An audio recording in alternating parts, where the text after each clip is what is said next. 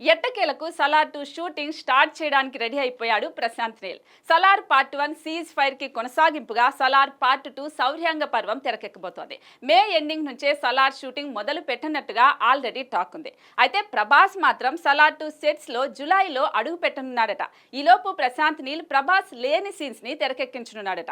ఇప్పటికే పార్ట్ 1 తో పాటు పార్ట్ 2 కి సంబంధించిన కొన్ని సీన్స్ ని షూట్ చేశాడు నీల్. దీంతో ప్రభాస్ కాస్త లేటుగా ఈ సినిమా షూటింగ్ లో జాయిన్ అవ్వనున్నట్టుగా తెలుస్తోంది.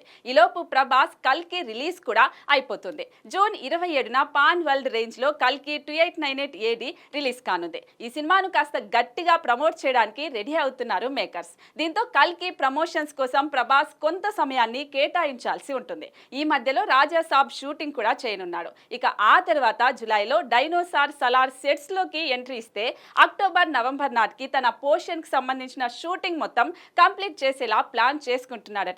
ఇక శృతి హాసన్ హీరోయిన్ గా నటిస్తున్న ఈ సినిమాలో మరో హీరోయిన్ గా కియారా అద్వానీ కూడా నటించనుందని తెలుస్తోంది. హోంబలే ఫిలిమ్స్ వారు భారీ బడ్జెట్ తో నిర్మిస్తున్నారు. మరి సలార్ 2 ఎలా ఉంటుందో చూడాలి.